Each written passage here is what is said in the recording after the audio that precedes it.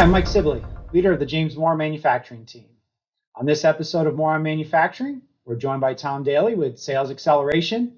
Tom is a fractional or outsourced sales VP that helps small and medium-sized businesses achieve their best sales performances. And of course, many of our local listeners may know Tom from his time with the SDBC, try and get that right. And, Tom's helped a lot of the small businesses in the area and has been able to expand out on his own and is helping businesses, again, on, like I said, on the fractional or sales VP side of things. So we're really excited to have Tom on the show. This episode, we're going to be discussing sales and sales strategies. And of course, with the running theme that we have on the show of how do we turn this into growth and value of the business? We really want to give information about things that will help the value of your business grow over time. Whether you're planning on selling someday or you just, in general need to, that's the goal of a business. So, Tom, welcome to the show. I appreciate you spending some time with us on here and looking forward to your insights. Thanks, Mike. It's great to be here. So, we were talking, I don't know, a week and a half ago or so. And, one thing I wanted to clear up right off the bat was because you pointed out when I had said something about sales and marketing, and you were like, so sales and marketing are different. I do realize that, of course. But why don't you first just talk and make sure, because I do think sometimes you hear companies talk about sales, but they're really talking about marketing versus sales strategies. Do you mind kind of just talking about what the differences are there, just to clear that up? Yeah, sure. So that's a great question, and to your point, easily misunderstood, because you figure, okay, isn't marketing and sales, aren't they both trying to get customers? So to a degree, that's true. But what we really find is that they're related, but very different. So they have to be on the same page. The marketing end of things is really crafting a compelling message, kind of creating like a unique branding, and then they're deciding what the best media delivery methods are for a particular company or industry, right? So they're doing that piece, the content, to really make the brand shine. Where in the sales lane, in the best case scenario, the sales, they're mainly responsible for finding and developing those leads that are of high value. And so what that really means is their job is to find prospects with high needs. Certainly, they would love to get leads that are hopefully generated by marketing and then to develop them a little more. But their role is to really talk with the customer, to understand where are those needs and desires, if they exist, and then to figure out they should know their product or their service extremely well so that they can find those clients that they can delight very easily. So they're really their role is to close the sale, certainly, but in a way, their job is the most important part of their job is that discovery. What is the client's, what are their needs, pain points, desires? What are they hoping to accomplish? And the sales rep needs to be the expert on what that solution is, because at the end of the day, when those two match up, we've got a delighted client that hopefully is sticky, long-term, and generates other referrals, hopefully through the piece. So they're kind of joined at the hip. So then they have to understand the messaging, but they do two things completely differently, hopefully to the same end, of course, but they do it differently, and it's important to kind of differentiate the two. Well, and that's a great explanation, because in some ways, and I definitely don't mean to offend any marketing people versus, I know a lot of times they're different departments or different skill sets, but, I've seen companies who advertise or will have the branding and think they're doing sales, but really that's kind of a passive marketing approach as opposed to getting out there. I mean, even we do, our partners and our managers and people within the firm, we go out and we talk to prospects, and that's kind of the selling process. But we have our marketing team who brands the firm, who gets the messages, who helps craft the messages in that sort of passive sort of way. So there's an active and a passive almost in some way. And I think sometimes companies fall into the passive side of things, more of the marketing, thinking they're selling. Yeah, I agree. And a lot of times you'll hear, internally, it's kind of like, well, why aren't the sales reps following the message, right? You get some of that. Or why aren't they closing more business? And salespeople saying, well, why won't marketing give us things that bring us more leads? And you just kind of say, well, that sort of conversation misses the point, right? So they do two things differently, but marketing can be a salesperson's best friend as they're trying to get their own messaging out there as a content expert on their social media feeds and really in their marketing behavior on email. A lot of that content may be created by marketing, so they're not reinventing the wheel. And then vice versa, the sales team is out there in the field, in the real world, talking to clients, hearing stuff, hearing new things that are happening. They can bring that back to the marketing department and just say, hey, I'm seeing a trend out there that might be right in our wheelhouse, where the marketing people and say, wow, that's really interesting. Let's go to work on a really cool message there. So when that dialogue is happening on a pretty regular basis, it can really create a lot of firepower.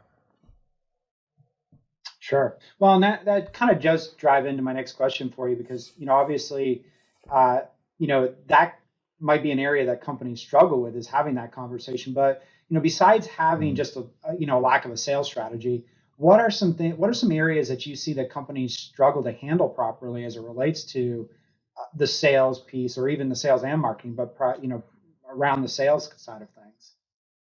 Yeah, so that's a really big and important question, and it's one that I'm here to say it was kind of nice in my my time with the SBDC. I got to talk with a lot of businesses, I think over 300 in 2 years, and it was really interesting that a lot of folks have good pieces and parts of it, but the overall process or sales process usually could use some examination, just because it's a dynamic process, right?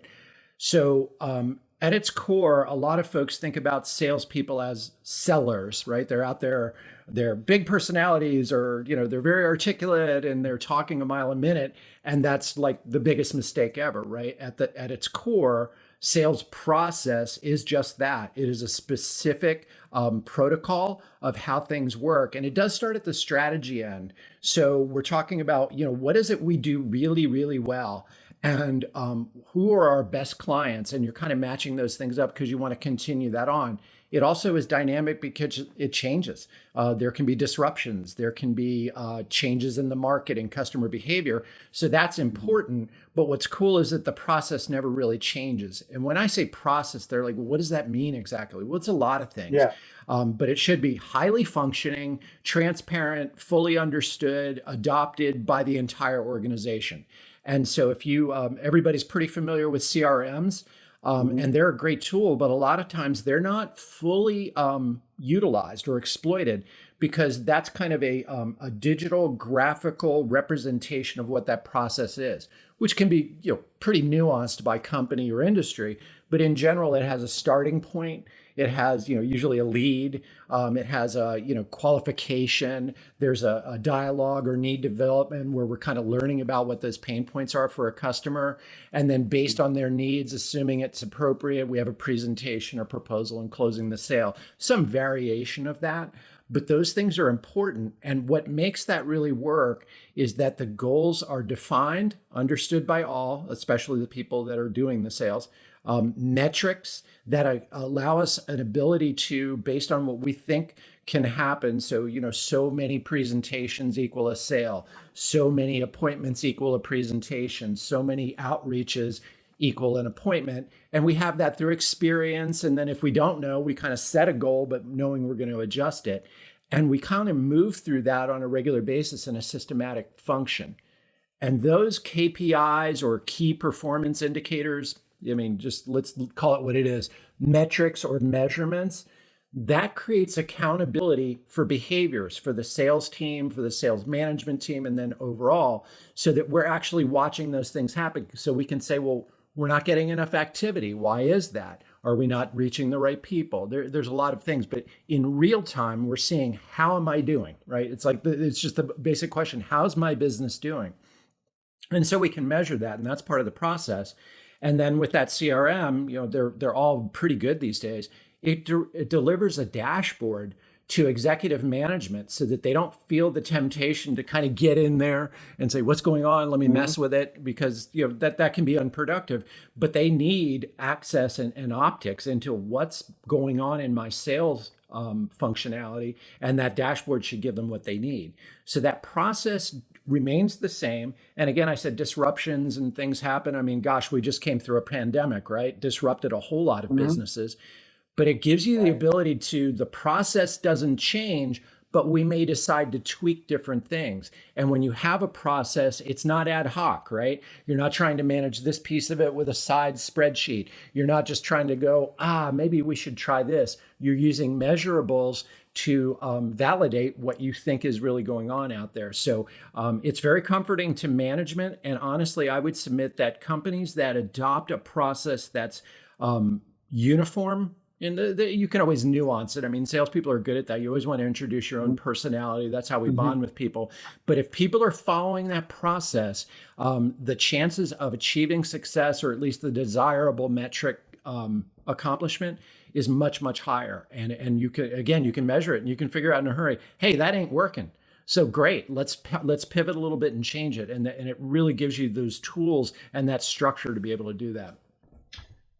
And that's great information. I think we could probably spend a day just digging into each different component that you just mentioned there. But just kind of some things that I heard though, and this kind of goes in and out of sales strategy, and we'll dig into that a little bit in a minute here. But companies not understanding the market or and not understanding their customer needs well enough are two issues. The tools that they use, are they adequate to help them manage the client and relationship and interactions? And then, of course, you mentioned the metrics and understanding how this is evolving. And of course, probably overall, just not having a sales process. So these are all things that you've seen companies lack in their process, and that hurts them, not having that ability.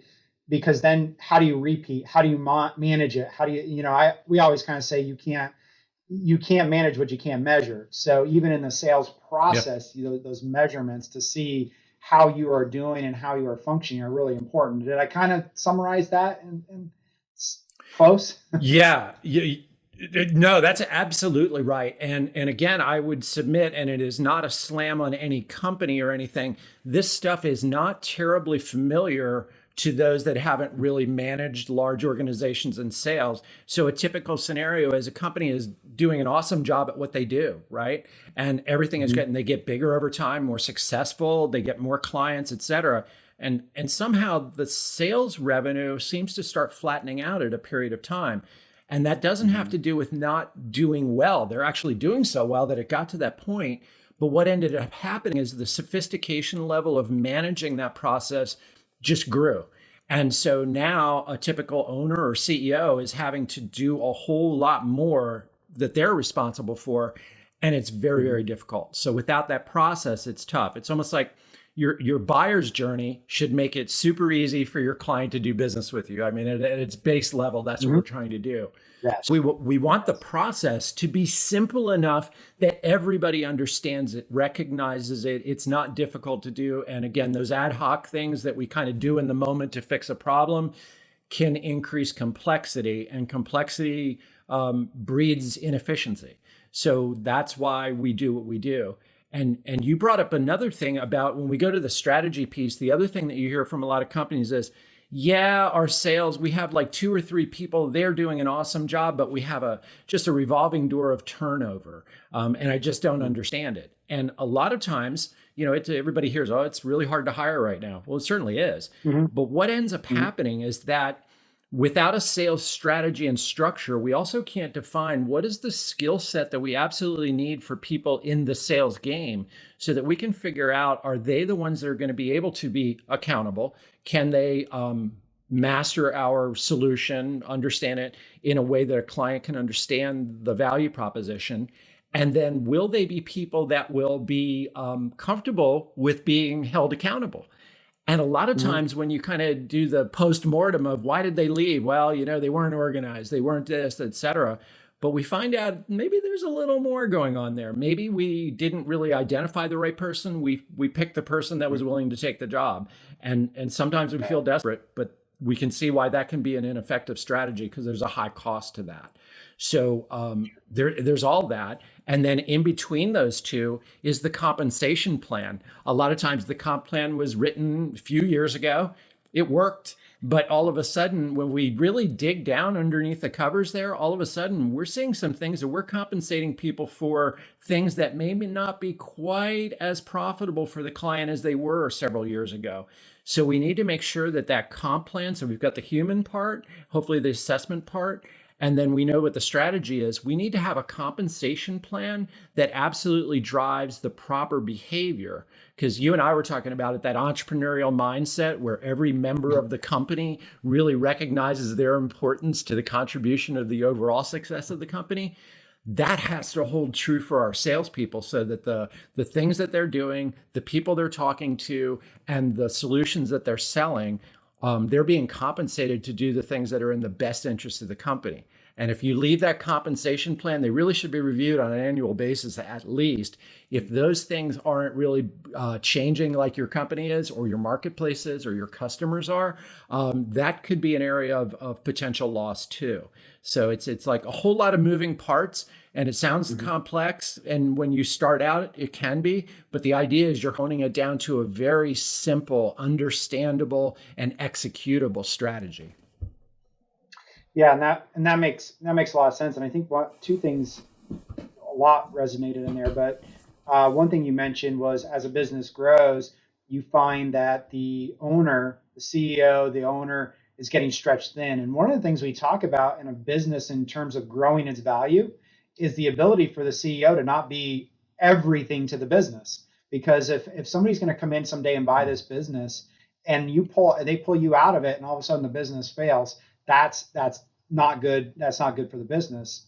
So that's one of the things that in coming up with these strategies and building this team out is that it can't just all be on the owner, or you're not going to build that business growth or business value. The other thing is, and I think, sometimes you describe these things and you said it can sound really complicated, but this is for small businesses on up. We're not talking about Fortune 500 level type technologies and strategies and all this kind of stuff. You work with small businesses on this and help them develop, and maybe the complexity changes over time, but it's important, I think, for every size business to have some level of a strategy and process. Would you agree with that? Absolutely. And to your point with the CEOs, when you've achieved a level of success, right, you also then feel very responsible for it. And most, not all, but a lot of owners are type A personalities that they feel like I must fix it. It's important. It's a priority. Let's get it done because it plays to their nature of I can fix things. And at a certain point, that scale is so big that sometimes we shouldn't. And I lived that. I was a former business owner. I did exactly that. And you have to almost save yourself from yourself. And sometimes those processes do, whether it's the sales process or anything else you're doing. And a mutual friend of ours, Lowell Lohman, talks about helicoptering, right? So when he was running his businesses, he wanted to be way up there. He wanted to know what's going on all the time so I can mess with it and say, what's going on over there? It doesn't look right. But he resisted the temptation of trying to go in there and do it because he realized a couple of things. Number one, employees can feel like, okay, whatever, I guess you can handle it. They also may not exactly understand what you did. So it's great to explain, hey, this is what we're doing and this is why. Give this a whirl. That's coaching. If I do it for you, it's harder to get that lesson. So that's super important. And then small businesses too, every business should be kind of looking, or at least keeping in the back of their mind, and you and I talked about this, an exit strategy. What would that look like? And why am I attractive to a potential buyer and those type of things? And yes, it has to do with how successful you've been financial, and that's a big part of it. And I don't mean to discount that in any way because that's huge. But what is also important is, are processes in place? Are they executable? Could someone else come in and basically take the reins and be able to pull the dials and the levers to be able to continue to be successful? And usually that comes down to, what are the processes like? What's working? Is there anything ad hoc that would have to be reinvented? And when they do their due diligence, they'll be like, oh, okay, look at all of those processes in place. They seem to be working. That seems to happen, et cetera. That is very attractive to a potential buyer or even private equity saying, okay, how much needs to be fixed? And if they say, well, not a lot, that increases the value of the company. It just does. Yeah, I agree. So it's hard to find a downside to systematizing. No, I agree. Let's switch gears a little bit on, something that you pointed out to me, and I don't know that it's well understood, but value proposition in terms of building that into an effective sale. What does that mean? Can you describe what that means? Yeah, it's great. I mean, I guess in business now we get so fond of our own jargon and say, what does that exactly mean? What does value proposition mean? And again, I always start with the buyer's journey, trying to figure out, how do they create interest? I mean, a lot of times now it's usually a Google search, right? So they're getting just an idea of what's out there, what's happening, et cetera. We need to understand what are they looking for. So we have to understand what those issues are. And sometimes it even means go back to your customer base, go to some of your best customers and be blunt. Say, why in the world do you do business with us? What works for you? What works for you about our relationship? How could we be doing a better job? Those type of things. You might hear things you're not really expecting that might be important, but understanding that core is going to be super, super important. There are also times, as we're talking about pivoting and disruptions, there might be that one of your super profitable products or services in the past no longer quite that interesting to our clients anymore. In fact, you may have found yourself having to discount more to move the same amount. That's a time to understand, okay, well, maybe we don't need to be in this business, or we need to charge more for it, even if we have less clients, all of those type of things. But those things then allow us to say, this is what we do really well. It is profitable for us. It delivers awesome value to our clients. And then the question is, how and why? I guess it's two questions, right? How and why?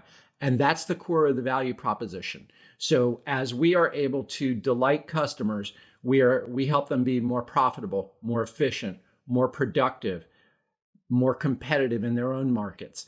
That's what we do. And we were talking about this too. I'm a stickler for websites that are really simple and really go to that core. So if I'm doing a Google search as a client, I'm just trying to figure out what's out there. Hopefully my SEO is getting my website to be higher on the ranking. So they land on my page. Hopefully it talks about their pain point. This is a common issue for many manufacturers, right? And then hopefully it also describes what is the end state. Well, wouldn't it be nice if you were able to do this in the future? And I'm obviously just using generalities. Sure. And then I just kind of say, well, my value proposition is I've been doing this for 15 years and we've helped over 2,500 customers or whatever. So it's just sort of that proof source. And then as they dig deeper in your menus, I like to keep it actually that simple. Then they're kind of saying, we help customers. It's always, we help customers do this.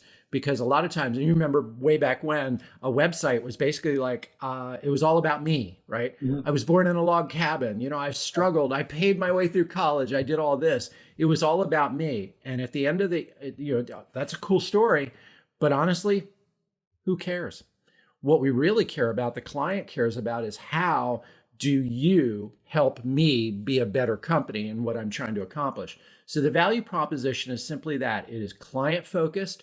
It's specific. We don't want to talk in generalities like we'll make you wealthier, we'll make you more profitable. That may be true, but to be very specific about what it is you're doing, that's your value proposition. And part of that is you also bring up another thing. How am I relative to my competition? Is there a niche that I'm really, really good at? Well, I want to focus on those because I'm going to be more rifle shot than I am shotgun approach. So really talking to the customer in their terms versus what's important to you.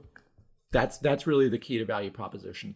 That's a great explanation. I think it makes a lot of sense, and I think it does. I can see how that definitely plays into that sales strategy in terms of building that. But and along that line, so we've talked about sales strategy a lot, and as we come to kind of a finish here, I always like to leave with a couple of maybe points for our listeners to think about. But maybe what are some steps that one of our manufacturing listeners can take to set up a proper sales strategy? Obviously, they can start by giving you a call, but besides that, what are some just a couple of steps that they can do? Sometimes just getting started is the hardest thing, and then it kind of flows. But what are a couple of steps that they can do to kind of start setting their sales strategy? Yeah, I mean, that's a great question. And there's a lot out there. One of the things, and you and I advocated too, particularly for manufacturers like here locally, we have the VMA. I know in other geographies, we've got a lot of manufacturing associations. And I think that those peer groups are really important, and sometimes it's in a safe space because I think everybody kind of relates to each other about what's going on. So sometimes just kind of having that conversation with other folks in your space, people you trust, just saying, are you doing anything differently with your sales strategies than you did before, and just kind of getting that dialogue going. So I'm a big fan of that. In my career, I've always been in sales, but I've never been a salesperson. I've always been, tell me about your pains and things like that. And when I can't help, what gives me satisfaction is to say, I know someone that you could have a conversation with. So I think that that's a plus. I also believe in a lot of different books. So I'm a big fan of EOS, or Entrepreneurial Operating System. It goes all over the entire construct of companies, but there's a big lesson to be learned there about sales strategy and structure. I really believe those. The other thing that we do is, even if you don't use us, and that it doesn't matter. I love just talking to people. I love doing this, a podcast, just talking to groups about this, because even if they take a nugget of something and they can put it to work, I feel like that's great. That's awesome. On our website, on my website, or anything on SalesX, there's a little sales assessment that it's a freebie. It just tells you can just answer 10 quick questions, and it kind of gives you a little bit of feedback of, that's awesome. That's going really well. Oh, you might want to look at that. And it just gives you something to do. So whether you call on a consultant or somebody to help you, doesn't matter. As long as you drill down and understand where you might have some gaps, that's a great place for you to start. And then I think, again, talking to your customers, and then talk to your salespeople too. One of the other challenges for a CEO that's having to manage sales and production and the financials and all of those times, there's just only so many hours in the day.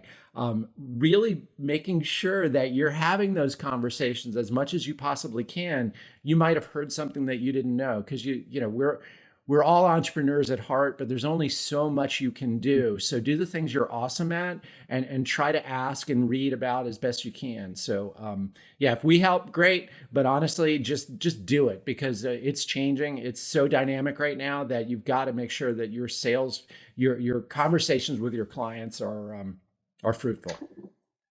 Tom, thank you. That was great. A lot of helpful dialogue there. I really, really appreciate it. And Tom, thank you for being on with the podcast with us today. Awesome. I really appreciate all your insights. This was really fantastic. I'd like to probably, sometime in the future, get you back on and dig into some of these things a little more, because there was just so much stuff that, we just kind of have to set aside because not enough time in one session to talk through this. But again, really appreciate your time. And of course, to our listeners, appreciate you listening in, and hope you have a great rest of your day. To learn more about James Moore & Company's manufacturing services, go to jmco.com. And don't forget to subscribe to our More on Manufacturing series to receive updates when new videos and podcasts are released. If you'd like to be a guest, or if there's a topic you'd like to see covered on a future episode, contact us on our website. You can also follow us on social media for more news as the landscape on manufacturing continues to rapidly evolve.